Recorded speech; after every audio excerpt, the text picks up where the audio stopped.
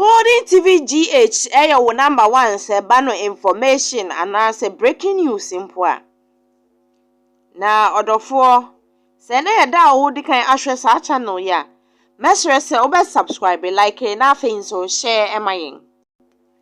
Ashanti Regional Coordinating Council ede enkrata akoma eye the Kwame Nkrumah University of Science and Technology KNUST. Na nkrata ni mo eye school fo a wo munhua de e wo KNUST se.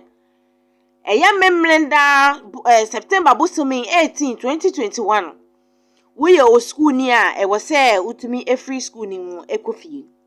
Na nie nam so nti a yede nkrata yi akoma eye school for NSM. Eye security service no. Enya nti ye se enkuo bi a ewo school ni mu. Ayo madwen se wo mo de ntawantawa ebeba school ni mu abra aka o mo daba kwa o mo de bema kwan akofie. Eno nti no se de ebe ya ahoto ani asomdwe aba KNUST campus ni nti. Ewo se wo mu nyina yema o mo kofie ansana eda wo se mo de makwan no edu. Se de ebe ya enkofa ohaw bia embre eye school no.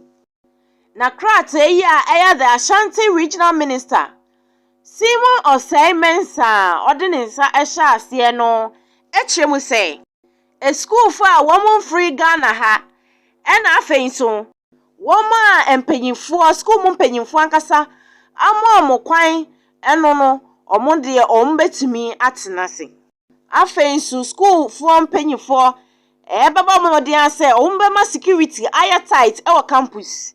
Said the ebe ya woman mbeke etire no obia ntumi nkodan suba mboni anase obekwa akwakofa eye ntawantawa bia aba afeisu omo boy eye school for no mbeke etire no kokose wa obeba abedan suba mboni bia egi no omo de obema aposifo eye school mu mra no so wa obebusu no wo mo bebo modi anse obobema emra no ene we di ni yie se ba ne se wo mo fa nkotu omofa nkokot kra wo mo de wo ebeko afensu omoitu awofo nyina afo se wo mo momodi ansa wo mo ni omumba ebekasa se de ebe ya omo nkofa ohaw anase atete bi embre omo anase eye school mu empanyimfo onu adrofo aha na na mini mo besie mese o so be subscribe, like na afensu share notification bell no so e ma remfi se wo beta apeso se de ebe ya uploading new videos na